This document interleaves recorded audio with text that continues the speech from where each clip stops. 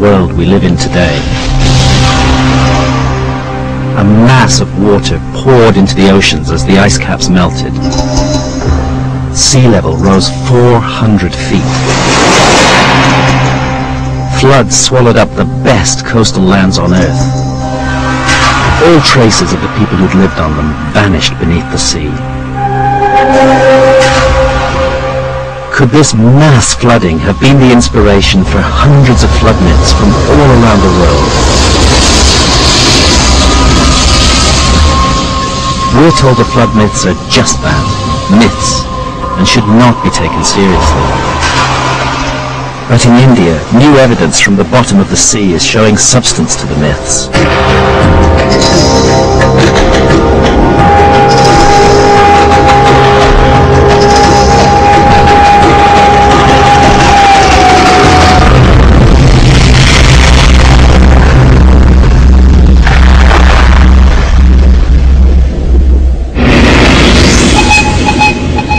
This is the Gulf of Cambay in northwest India. In late 2001, scientists doing pollution studies made an astonishing accidental discovery.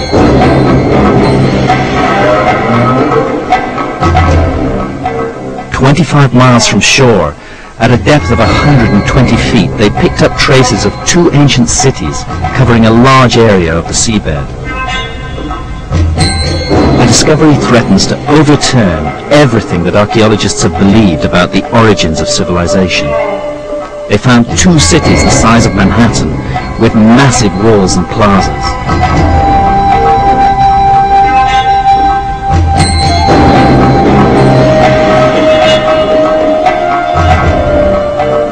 And man-made objects from the submerged cities have yielded carbon dates up to 9,500 years old. That's about 5,000 years older than any city discovered by archaeologists anywhere. It means we could be dealing with a civilization lost at the end of the Ice Age. Perhaps even one of those that the flood myths speak of, which flourished before history began.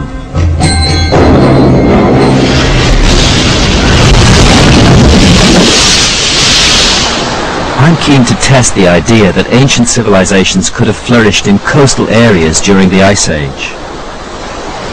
When the ice melted and the seas rose, the floods obliterated the coastal civilization. The survivors recorded the trauma in myths. Christians, Jews and Muslims all know the story of the biblical flood and Noah's Ark, and Plato's myth of Atlantis is universally famous. But India may have the oldest flood myths in the world. I'm going there to investigate. I begin my journey in the ancient town of Dwarka on the tip of the Gujarat Peninsula. It huddles at the foot of a spectacular medieval temple dedicated to the god Krishna, the most famous of the Indian gods.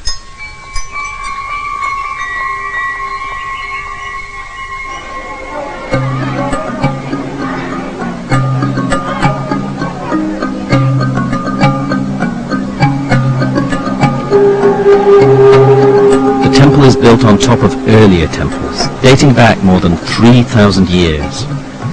It commemorates a mythical city, said to have been established by Krishna before the flood and destroyed. On the same day that Krishna departed from the earth, the ocean submerged Dwarka.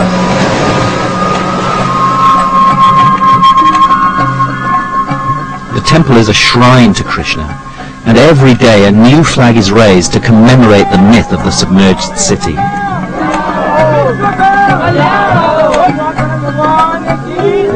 Every year, hundreds of thousands of pilgrims flock from all corners of India to mingle in its courtyards and bathe in the ocean's sacred waters. But would the myth point the way to an underwater find?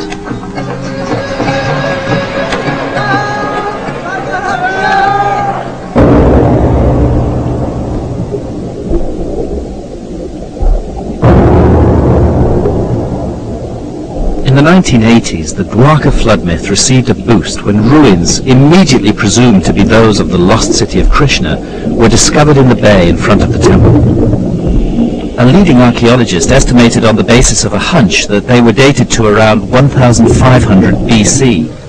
But since there's no real evidence for that date, I want to take a look at them myself.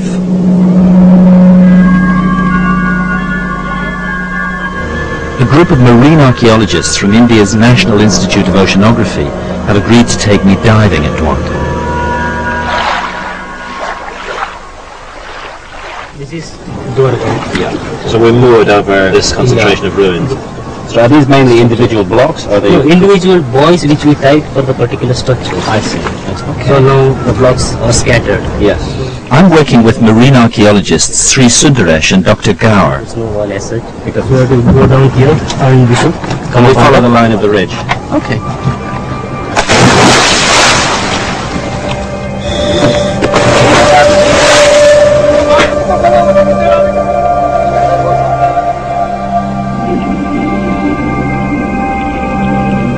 What's hard looking at structures underwater is to be sure whether strange-looking objects are just weird natural formations or whether they've been cut and shaped by man.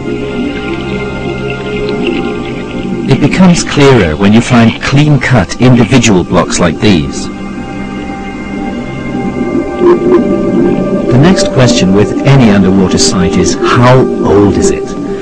This site is so shallow and close to the shore that recent earthquakes could have submerged it, not necessarily rising sea levels at the end of the Ice Age. So it wasn't a big surprise to learn that Sundaresh and Gaur are now dismissing these finds that are nearly hundreds of years old. This clearly can't be the ruins of the ancient mythical city of Dwarka. Stone anchors of a type made in India in the Middle Ages prove that the ships of that time once moored here. So anchors precisely we are dating between 8th century AD to 14th century AD. So I think the structure also may fall in that period. So we're talking actually about a medieval site. Medieval period. Do you accept the conventional dating of 1500 BC or so for this site, or do you think we should put a big question mark over that date? I think you answered the question. We should put a big question mark over that. I mean, we have not found any material evidence on which we can be sure about the date. Right. Till we find any datable material artifact, we'll have to continue our search as and when we can. Yeah. Have you ever gone like 10 kilometers out that way? So for 10 kilometers away from here, no, we are not dived. We have gone up to 2 kilometers.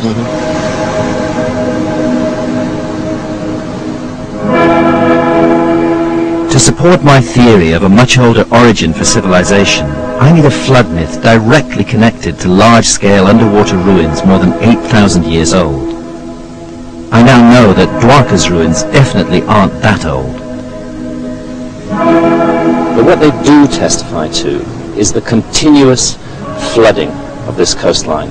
And the science tells us that we're here inland to what was once an enormous antediluvian domain extending more than 50 kilometers out to sea. The archaeological surveys here haven't even begun to test. They have to go out, far out from shore and into deeper water.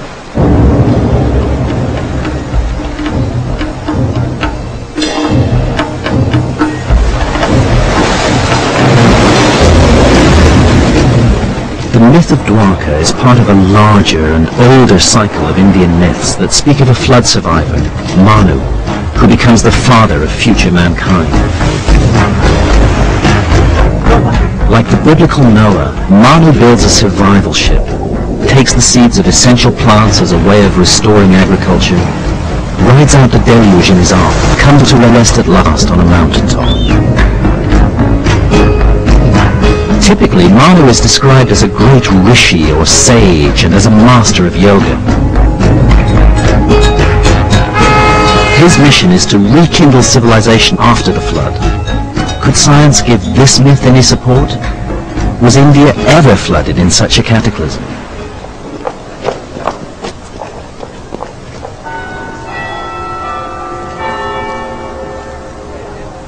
To find out, I travelled to the north of England, to my old university, Durham, to meet one of the world's leading specialists on sea level rise, Dr. Glenn Milne of the Department of Geology. Drawing on the latest data, he's able to produce computer simulations of how coastlines would have looked at different stages of the Ice Age. Here we see the Indian continent around 21,000 years ago. And if we focus in on the northwestern part, you can see a lot of the coastline was exposed. There's a huge area exposed. Huge area exposed of the continental shelf. So we progress forward to 13.5. Now you see change. Yeah, very dramatic. Island developing off the west coast of India. To me, that's an extraordinary vision. It's because we know it's not there now. It's like a ghost island. You'll notice as we progress further through time that the Gulf of Cambay gradually gets more and more flooded. 12.4, 10.6, 7.7 to 6.9. Bang. Huge change. Quite dramatic. Well, in that 800-year window, the Gulf of Cambay is inundated.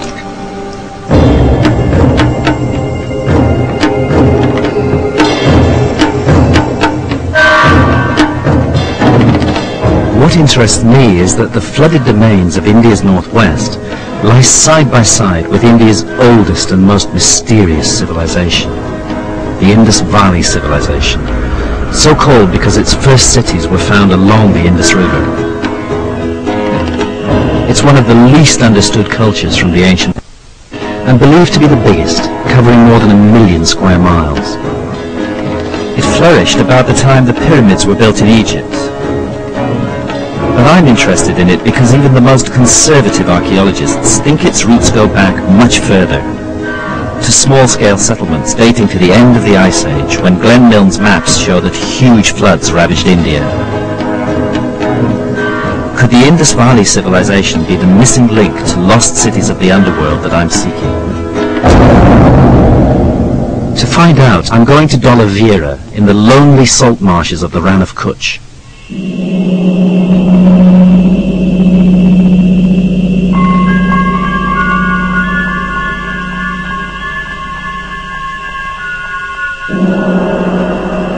It's one of the largest and best preserved ancient cities of the Indus Valley civilization. To explore the missing link, I'm searching for clues about its heritage and the ideas that made it tick. Archaeologist Dr. Bisht has been working on the whole Indus Valley mystery. Can you actually say how old the site is? Are you sure of that? It's around 3000 before Christ. 5,000 years ago. 5,000 years ago, that's correct. A small fortress was laid out here, quite a strong one. That fortress was converted to castle. Around that fortress, a really sophisticated city developed. They knew how to write, but unlike the Egyptian hieroglyphs, nobody's ever found a way to crack the code of their enigmatic script. They knew a lot about urban planning and the necessities of urban life, the sort of knowledge that only comes from centuries, perhaps thousands of years of accumulated experience. 5,000 years ago, they were designing a water system that was way ahead of its time, including rock-hewn reservoirs built to fight a deteriorating climate and a series of savage droughts.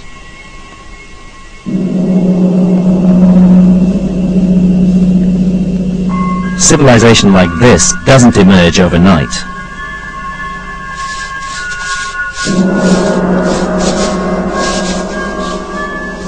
As the climate changed around them, the ancient inhabitants of Dwarka made themselves masters of water and water engineering. They cut this huge cistern out of solid rock, and then they lined it with beautifully cut pieces of masonry.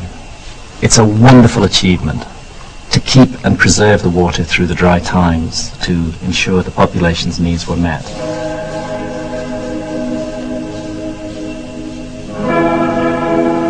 The people who built this amazing city 5,000 years ago were at the end of a cycle, not the beginning. But for my investigation, the big question is, just how far back does the Indus Valley culture go? Is it possible to trace it back to its source? Just like this. So it would be fair to say that the glory of this site is between 3000 BC and 2000 BC. That's correct. What about before 3000 BC? Before 3000 BC, what was there, we do not know. There might not be any culture, possibly, or we may find in future some earlier phases as well. But archaeologists have already found related sites in the foothills of the Himalayas that date back much further. They're simple farming settlements, hundreds of miles from the sea near high mountains. Places that would have made a natural refuge for the survivors of the floods that I now know took place in northwest India at exactly the same time. Is it a coincidence that the ancient Indian tradition of Manu speaks of a flood that destroyed a former civilization and of survivors who retreated to the mountains to start again?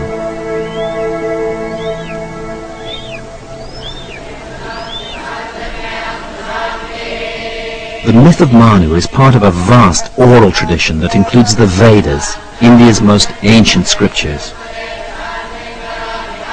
Most experts think the Vedas were composed around 1500 BC, too late to shed any light on the then extinct Indus Valley civilization and on our investigation. But might the experts be wrong? The Vedas are part of modern-day India, an oral tradition that's been memorized and handed down for more than 3,000 years.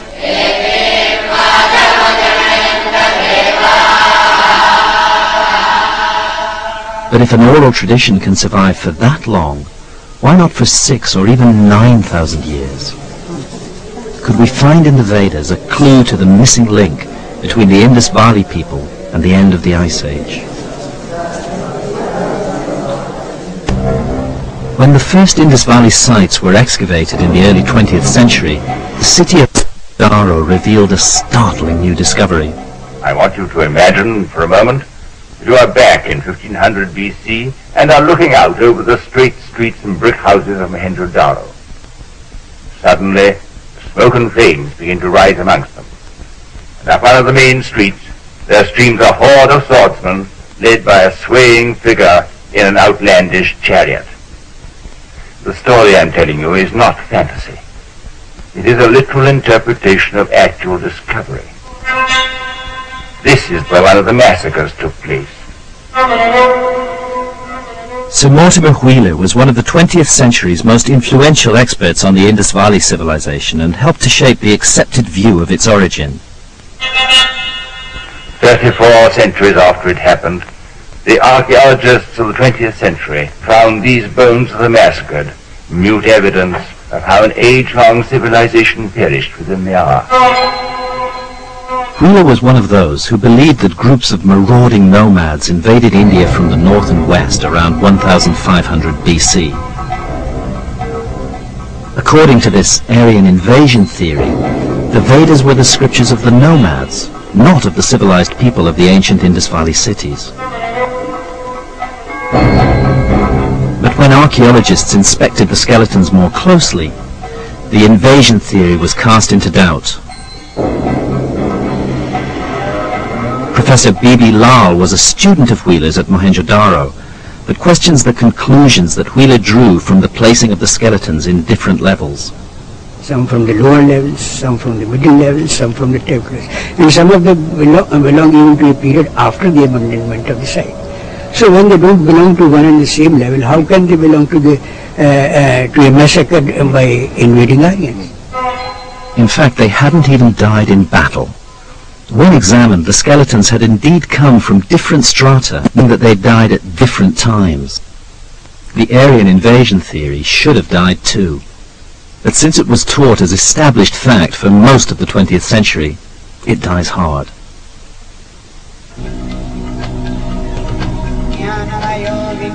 Now, new linguistic evidence is also undermining the invasion theory.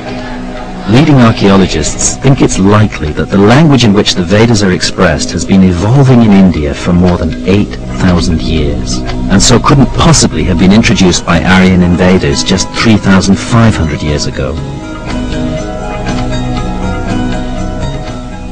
Perhaps it's time to consider a possibility archaeologists still find unthinkable: that the Vedas are the scriptures of the Indus Valley civilization itself.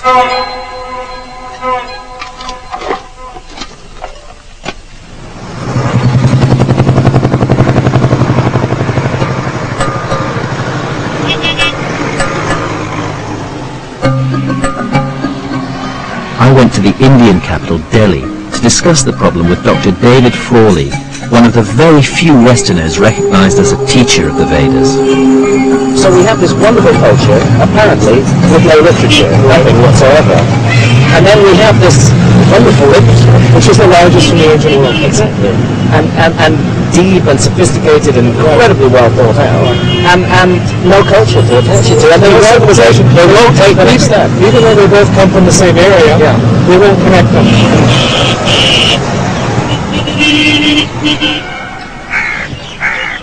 The result, says Frawley, has been a huge missed chance to know more about the amazing Indus Valley civilization and to explore its mysterious origins.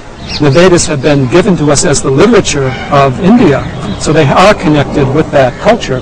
Now, if we put together, we see the image of a sophisticated culture of kings and rishis. We see in the seals, we see the symbols of spirituality, the symbols of yoga, the gods like Shiva. We see the whole basis of later Hindu civilization. And that's what we should find as the culture itself has continued. And I found an even more direct clue that links the Vedas with the ancient Indus Valley civilization. It's the image of the Indian flood survivor. In the Vedas, he's a long-haired mystic and a master of yoga. The image of just such a mystic, seated in a recognized yoga posture, turns out to be more than 4,700 years old, found at the Indus Valley site of Mohenjo-daro.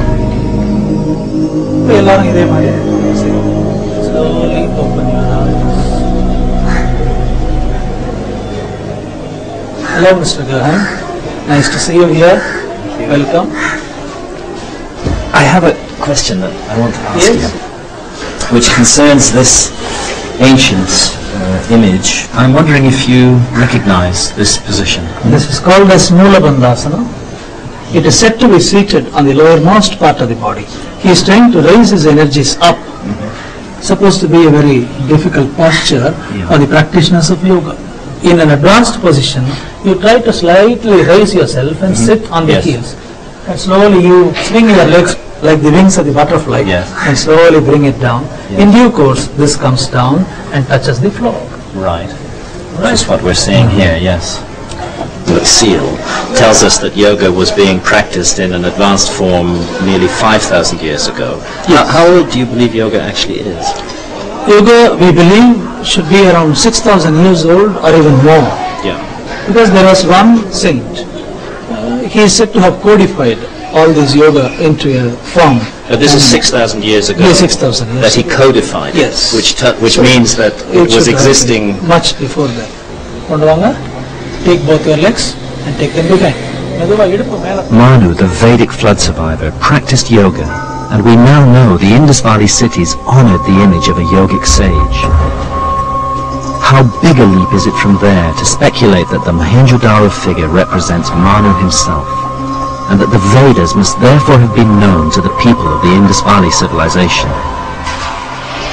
Archaeologists too are noticing a lot of common ground. You find a hierarchy of settlements. You find a hierarchy in their domestic architecture or in public architecture. You are finding the same kind of society, highly urban civilization. What archaeology is doing is solving the puzzle of the origins of the Rig Veda. Well, I think so, but it is still hotly debated. I know it's hot subject. In Vedic tradition, civilization was kick-started in India by survivors of a previous civilization from before the flood. Now geologists have discovered a lost river, which suggests the Vedas might have been composed by people who actually witnessed the end of the Great Ice Age. It's another sign that the myths deserve to be taken seriously as historical documents, and that they could be incredibly old.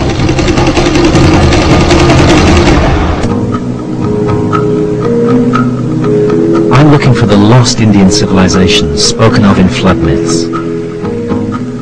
India's oldest civilization can be traced back to the end of the Ice Age, and is cheek by jowl with lands flooded at that time. The Rann of Kutch is one of the most inhospitable areas on Earth. But around the end of the Ice Age, a vast river flowed through it, making it rich and fertile. The river was the Saraswati, and it's repeatedly described in the ancient scriptures.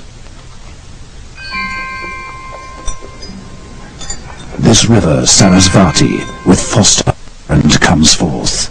The flood flows on, surpassing in majesty and might all other waters, pure in her course from the mountains to the ocean. We don't see such a Sarasvati river today, but your remote sensing technology tells us more of the story.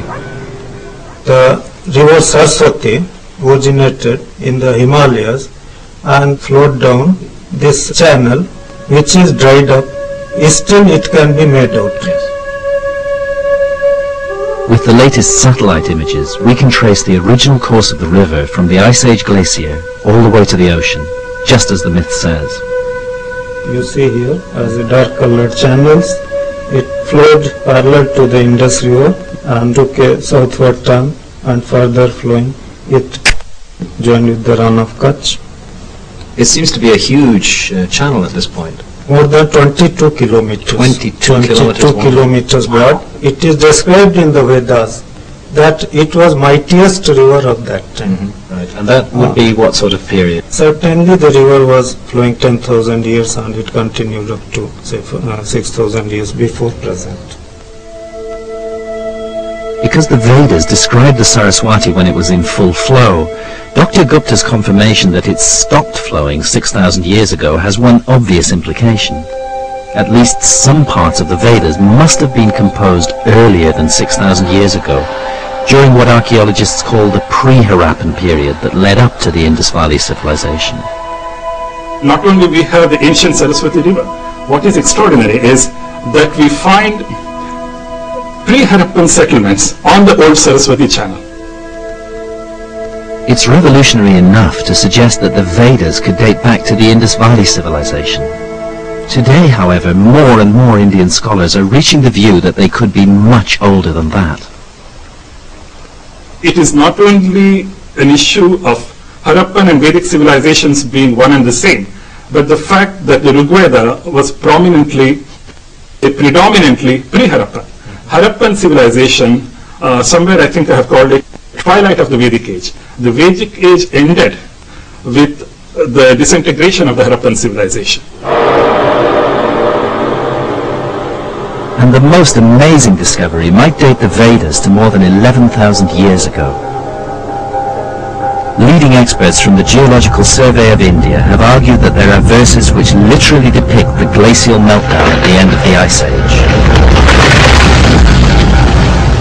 I will declare the manly deeds of Indra.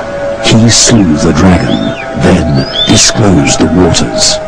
The waters glided downward to the ocean, and many seas filled full with waters. We do find in the Rigveda this dominant symbolism of Indra destroying the dragon who lives at the foot of the mountains and releasing the waters to flow into the sea. And this is very much an end of the Ice Age myth, where the great glaciers broke up and the whole area of North India became filled with great rivers and became a very area of habitation. So the symbolism is there of the cataclysm.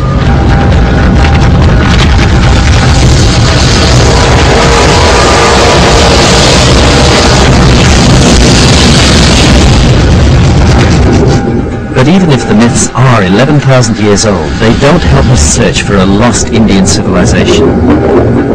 For that, I still need a major underwater archaeological site in the areas that geology shows were flooded at the end of the Ice Age. Researching Indian archaeological journals, I found a neglected study describing a sunken ruin.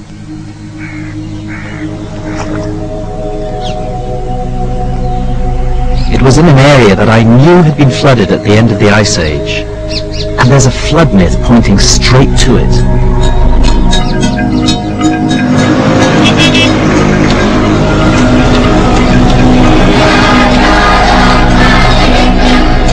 Here, deep in the Tamil part of South India, one of the most sacred sites is the Meenakshi temple in the ancient city of Madurai.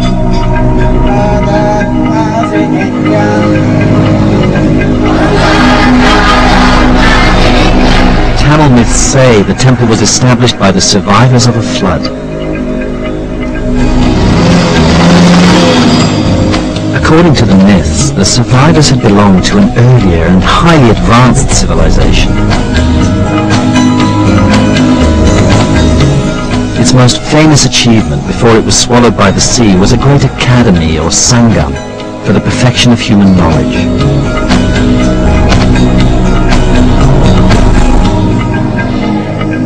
Sangam means collection. People come together to bring out a great work. What happened to it to exist?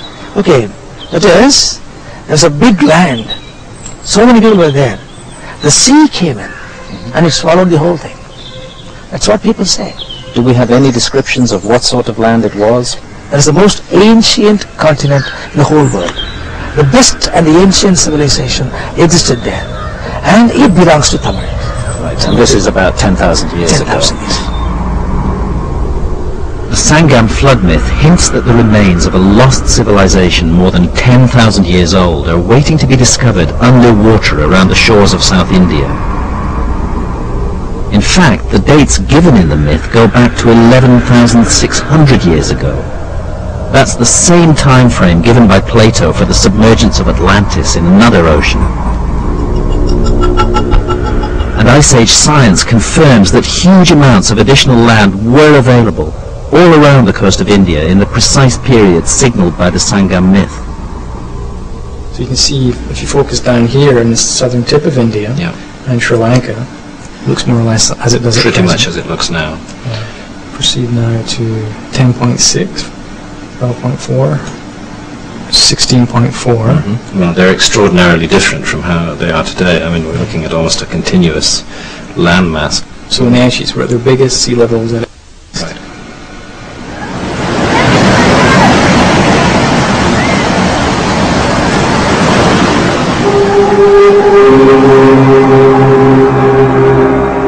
So the next step of my journey is to go to the coast, to search under the waves for the hidden history of that lost, flooded terrain. This is the Granite Shore Temple at Mahabalipuram. It's overlooking the Bay of Bengal in southeast India and is one of several dozen extraordinary rock-hewn structures scattered along the coast.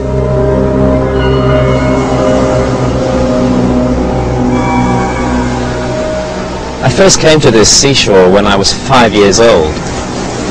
In fact, I learned to swim here. It always stayed in my memory as a mysterious place with its wonderful granite temples. The structures we can see today are thought to be about 1,300 years old, but the local myth has it that they commemorate an earlier and now lost city. The city builder was a proud and arrogant giant named Bali. And the story goes that he made a city so beautiful, luxurious and ornate, its temples so tall, its reliefs so rich, that the gods became jealous. They sent orders to the god of the sea to let loose his billows. The city was at once overflowed by that furious element. And the lost city of Bali isn't just an old myth. Local fishermen know all about it because it affects their livelihood. First of all, how did you come to know that there are these structures underwater? How did you learn about them? உங்களுக்கு அங்க மண்டபம் இருக்குதுன்னு எப்படி தெரியும்? வலை போட்டதால தெரியுமா இல்ல சாதாரணமாவே தெரியுமா? அந்த காயினை போடும்போது When we throw the nets, they get caught in these pillars. When we tug on the nets, they break. No fish, no pillars. So how many structures underwater? நிறைய இருக்குன்னு சொல்றீங்களே இந்த மாதிரி எவ்வளவு இருக்குன்னு நினைக்கிறீங்க நீங்க இந்த மாதிரி கட்டடம்? பெரிய பெரிய கட்டடமா இருக்குது. It's not like that. There are stones all on top of one another, dilapidated, jumbled together. Yes, jumbled together. I can't get permission from the Indian government to dive at Mahabalipuram, but I am able to dive a little further south at Pumpahar. The same experts from the National Institute of Oceanography who I worked with at Dwarka have found a structure that is truly mysterious. It lies almost 3 miles from the present shoreline at a depth of more than 70 feet. It's important because geologists tell us it was submerged about 11,000 years ago when sea levels rose. Archaeologists know of no culture of that time capable of building something so large.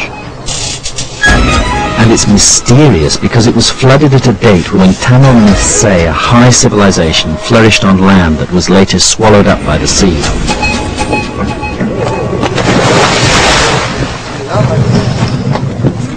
Here, as at Mahabalipuram, underwater structures provide perfect shelters and breeding grounds for fish. Dr. Gower explains before the dive that archaeologists don't believe in lost civilizations 11,000 years old. To construct a so big structure, I think it's about 40 meters in length. It's a big structure. Yeah. When we come to here in this particular area, if you see the structure, such a big one, it means they have a very great technology.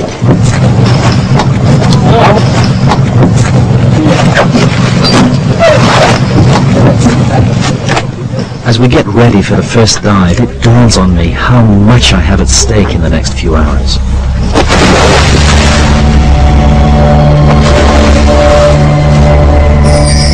Because if the structure I'm about to see really is more than 11,000 years old, then it is, almost by definition, the work of a lost civilization.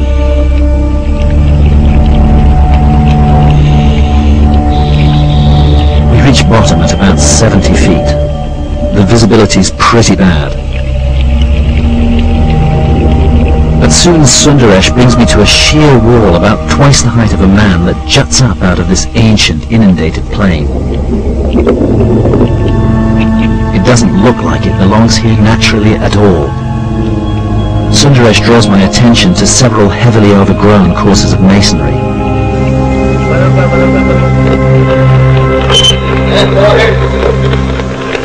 Have you checked Martin? Incomplete.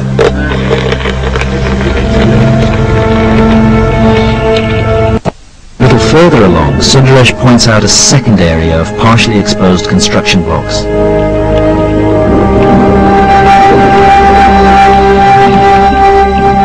As we continue along the U-shaped structure, I see that almost every inch of it is draped in fishermen's nets. It feels a bit eerie.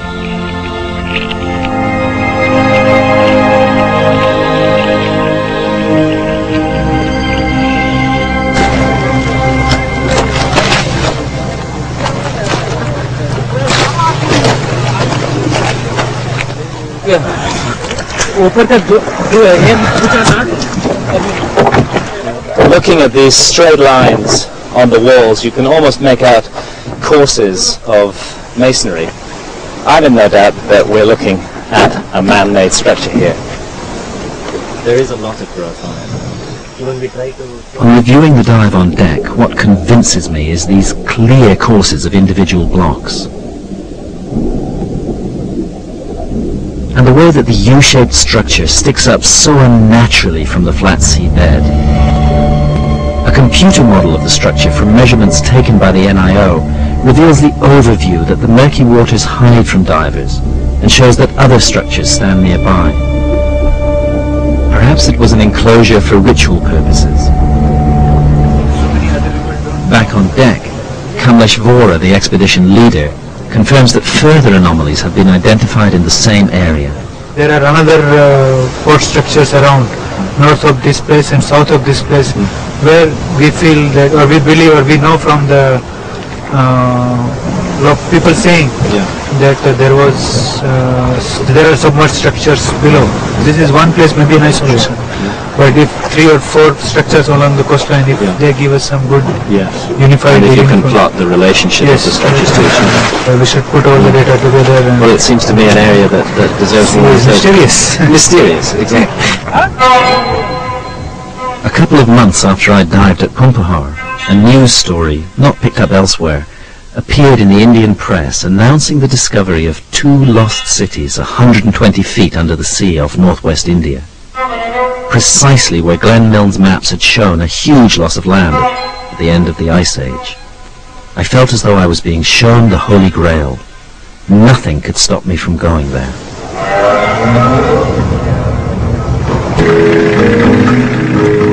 In 2001, a team of geologists from India's National Institute of Ocean Technology made a series of startling discoveries in the Gulf of Cambay. Their sonar readings show evidence for 2 huge cities 120 feet underwater. And a sample they've collected from the seabed has been carbon dated to the end of the Ice Age. The NIOT experts aren't archaeologists. They were doing pollution studies in the Gulf. But what they found is of massive archaeological significance. Could these flooded cities be the proof I've been looking for, which joined to archaeology? Initially, when we went, we thought probably we'll be on an early Harappan site.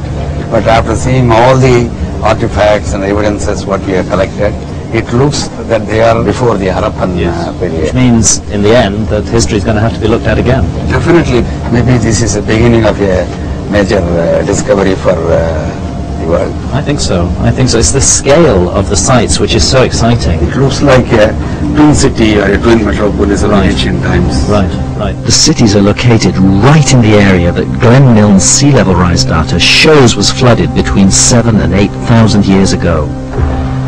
This was at the very end of the Ice Age and was the last of 3 major pulses of meltwater release that have been identified by geologists. One city is more than 8 kilometers long, other one is almost 9 kilometers. These are enormous. Enormous, yeah. Both of them appears to be along 2 river courses. A natural place for humans to settle. Can have a look here. This is a treasure trove. Next, Dr. Badranarian took me to see some of the artifacts they've recovered by dredging the underwater sites. These are micropools, where you can see various shaped thin objects, well polished, to use them for various purposes. This is like a spoon. You can see it is the shape of a deer they have made. Well, it's very interesting because it's carved the same on both sides. Human remains include a fossilized jawbone and vertebrae. And the artifacts show that these people were skilled in making pottery, jewelry and other ornaments. This seems to have been almost like turned on some sort of... Yeah, it appears to be a very good artifact. Probably they had a sort of hand instrument to turn all these things. If you see, that's the hole also they have made through that. And this hole runs all the way through it? Yeah, completely. So this is absolutely definitively a man-made object. Yeah, we did not know what it was. Most startling of all, a stone slab was discovered with raised markings which could push back the date of the invention of writing to the end of the Ice Age. This is some of the images we have picked up in the... Sub-bottom profiling, a technique that detects materials buried beneath the seabed, reveals the city's massive foundations. In between the seabed, you'll be seeing soft material. Right. This is the foundation of which has quite a different character from the rest. So this is building foundation. Building foundation. Right. And you can see that they are very regularly spaced. Indeed. Which are walls. Yeah, walls. But a bigger surprise came from the side-scan sonar, a beam passed along the seabed to detect solid objects. The images show sophisticated sophisticated geometrical structures. It's looking down on the seabed, these very right-angled structures. Yeah, these are about 77 meter by about 40 meter. Yeah. Actually, there's a series of steps going down. Looks like it's not anything that you normally come across in a marine, this one. No. It is obviously man-made. Yeah. But Dr. Badranarian had something even more spectacular to show me, which looks like a citadel. Something very different than what you see now. Right. Yeah. Wow. You see very square features. Yeah. And you can see a lovely series of right angles here. They are all platform-like features. Yeah. The present length of this is about 98 meter.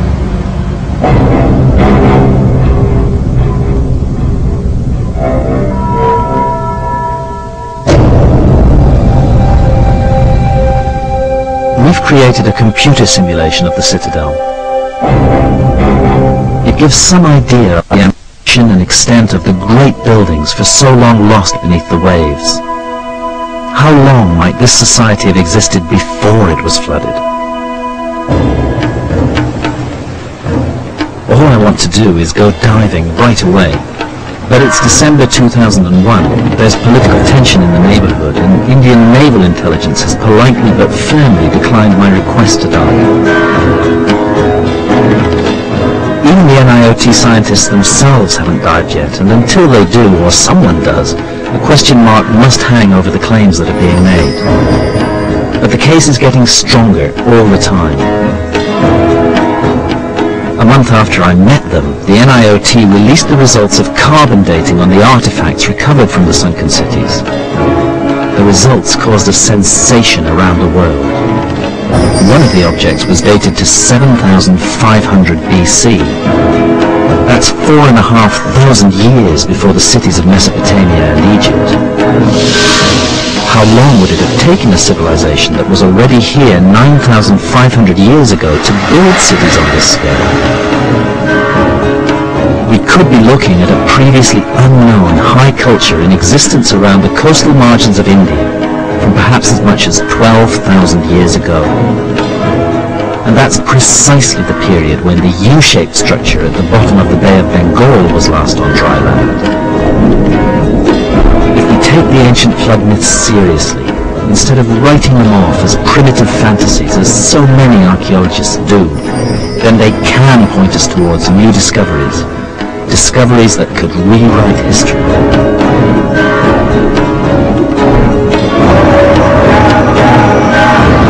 I'm going to head east to put to the test one more set of myths, and the mysterious people who we already know were doing extraordinary things at the end of the Ice Age. More next week, same time. To get Graham Hancock's book, Underworld, price £20, call 08701234344 or go to channel4.com history, where Graham will also be taking part in a live web chat. Give him just a few minutes. Now, a blast of film action-adventure is up next.